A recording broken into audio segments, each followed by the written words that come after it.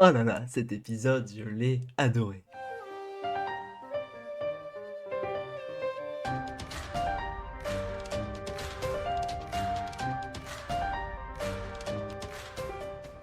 Bonjour à tous et à toutes, j'espère que vous allez bien. On se retrouve aujourd'hui pour la review de l'épisode 2 de Solo Leveling, le webtoon coréen qui a été adapté par un studio japonais. Ce deuxième épisode de Solo Leveling, contrairement au premier qui nous a donné un peu de détails, où il y a eu les trucs de rang et c'est tout, donc des ajouts et tout, là on a eu un suivi assez cohérent par rapport au chapitre, et on a du coup, ça vient adapter du chapitre 3,5 ou 4, hein, vous le dites comme vous voulez, hein, c'est à ça à peu près que je vous ai dit la dernière fois, jusqu'au chapitre 10, donc on a environ 6 chapitres et demi qui ont été adaptés pour cet épisode. Alors, sans plus tarder, on a pas mal de choses à dire parce que j'ai adoré cet épisode, franchement c'était vraiment cool.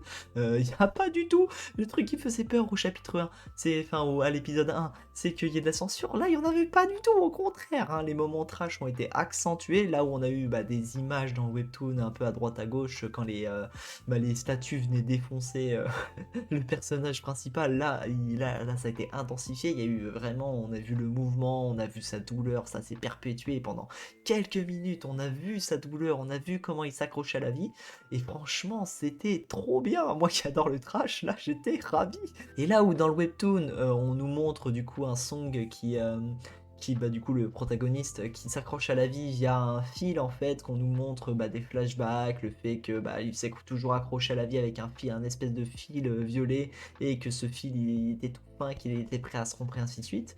Là on nous montre à quel point il s'accroche à la vie au moment où tout le monde est abandonné. Lui, sa seule pensée c'est je veux survivre malgré tout, je n'abandonnerai pas, et qui se fait déchiqueter par les statues, et que c'est suite à ça que ça continue, ça continue, et on voit sa douleur et sa, sa joie de vivre dans la mort. En fait, le gars il est déjà mort, mais il veut pas sa joie de vivre, sa niaque de vivre, c'est plutôt le mot exact. Et on voit sa niaque de vivre malgré qu'il soit qu'il fasse le mort. Et on verra que ça a une importance capitale par la suite, parce que ça se finit.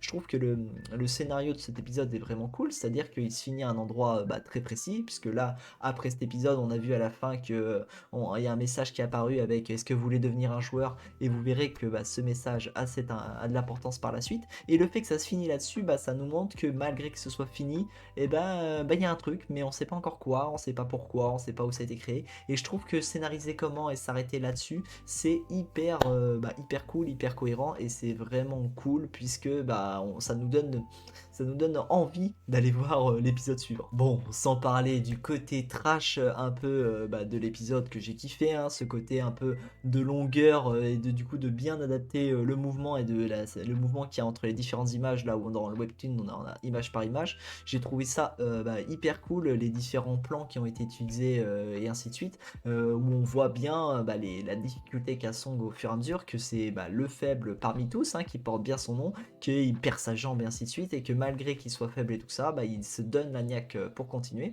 Et je trouve que, comme dans le webtoon, ça a bien été expliqué dans l'épisode. Si jamais on comprend pas un peu les religions, comment ça marche, ainsi de suite, on peut avoir du mal à comprendre. Mais ça a bien été expliqué en fait, les trois étapes qu'il y a à faire face au dieu, là, la statue, c'est-à-dire d'abord se prosterner, baisser la tête. Le deuxième coup, du coup, c'est rendre hommage au dieu. Donc on voit bien le premier qui essaye de prier ce dieu, mais que ça marche pas, il se fait écraser. Et ensuite, qui vont vers les statues, parce que c'est en fait jouer de la musique pour le dieu, c'est lui rendre hommage, hein, jouer de la musique, ça se faisait beaucoup à l'époque. Et le troisième, en fait, c'est les rites sacrificiels qui se font à l'époque pour le dieu.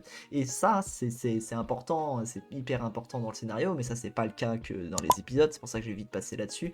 Mais c'est hyper important ce dernier truc, puisque ce dernier hôtel où ils doivent rester dessus jusqu'à la fin du compte à rebours, c'est hyper intéressant ça, parce que justement, c'est soit on croit réellement, parce que c'est ça la troisième étape, c'est vraiment croire en le dieu, soit je crois réellement en ce dieu et je reste jusqu'à cet hôtel, et à la fin de la minuterie, techniquement, je reste en vie, soit je n'y crois pas du tout et j'ai une porte de sortie pour m'échapper. Et on voit justement petit à petit les gens qui l'abandonnent parce qu'ils ne croient ni en lui, du coup qui est la personne qui reste sur l'hôtel, parce ils n'y croient pas en lui à 100%, ça reste, même ils les ont sauvés sur plusieurs parades, sur plusieurs étapes, ils peuvent pas le croire en lui à 100%, et ils croient pas du tout en Dieu. Vous avez vu la tête, la tête de cette statue d'ailleurs. en parlant de la tête de cette statue, j'adore ce sourire. Je suis désolé, il est incroyable et là en animé il rend trop bien. Ça fait penser un peu au sourire qu'on a au début des SNK avec du coup le titan, je vais pas spoil pour ceux qui n'ont pas forcément vu SNK, mais le titan qui sourit au début et qui bute la mère de Eren, et je trouve que ça c'est le même sourire, exactement le même sourire, et ça a un impact fort parce que comme Eren qui a été traumatisé par ça quand il était enfant, là on a du coup le traumatisme de notre personnage principal par cette statue au début de l'œuvre. Bon, malgré le fait qu'il adapte environ 6 ou 16, 6 chapitres et demi, 7 chapitres, vous dites à peu près comme vous voulez. Je trouve que le rythme est bon, c'est bien expliqué, c'est bien en plan. En plus, les rajouts qui ont été faits principalement pour donner du mouvement aux images. Donc franchement, rien à dire. Niveau de l'animation, rien à dire non plus. C'est vraiment top. Et comme je vous l'ai dit, à plan de caméra, pareil, truc qui est très important, l'OST. On a un OST, c'est-à-dire qu'on a un enchaînement entre deux OST. Un OST est hyper épique qui nous montre l'atmosphère pesante quand il y a des explications, quand il y a les statues, on voit le pesant et tout ça. Et un autre OST qui est un peu moins pesant mais épique aussi pour nous montrer en fait l'attente quand ils sont au niveau de l'hôtel, l'attente, le moment pressant. Et ces deux OST sont hyper importants. Et chose aussi qui a été hyper intéressant au niveau de la musique, c'est qu'on a des temps de blanc où il n'y a pas de musique et où il y a juste leur explication entre eux ou des plans d'image. Et franchement, ces temps de blanc sont hyper importants parce que ça nous montre l'angoisse que ressentent les personnes à ce moment-là. Donc franchement, cet épisode, masterclass, juste masterclass. Et puis rien que pour le sourire déjà, masterclass. Bon, maintenant, la dernière fois je vous avais pas parlé de l'opening, je vais pas parler du contenu de l'opening en soi, puisque ça pourrait spoiler, mais de deux choses du coup qui sont pour moi mes inquiétudes par la suite. La première chose qui est mon inquiétude par la suite, c'est que là, même si on a un rythme qui est assez élevé, je vois toujours pas l'intérêt d'avoir ramené les rangs S au premier épisode, hein, on verra dans les épisodes suivants, hein, là on est qu'au deuxième épisode, on peut pas trop s'avancer, mais j'ai quand même cette peur qu'ils aient mis ça en mode présentation, mais que au final on les voit que bien plus tard, à voir sur les épisodes suivants, mais j'avoue que ça me fait encore peur, et puis comme on les voyait dans l'opening, ça m'a fait penser à ça. Deuxième chose qu'on voit dans l'opening, on voit un peu le changement du coup du personnage principal. On voit dans l'opening qu'il a un assez changement, il a changé un peu, qu'il a des traits un peu matures et tout ça, mais je trouve que ce changement dans l'opening est pas assez prononcé. Dans le webtoon, il a des traits un peu plus sérieux, il a du charisme et ainsi de suite, il a les yeux de certaines couleurs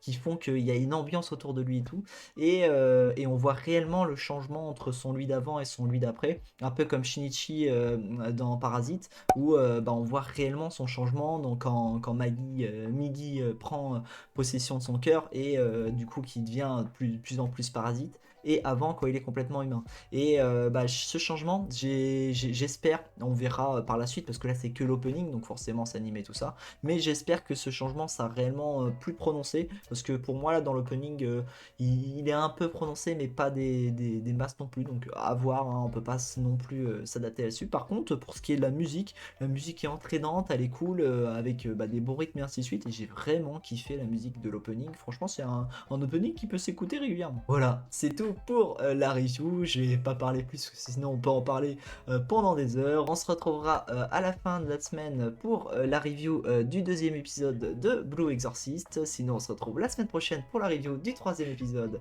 du coup notre cher Solo Leveling.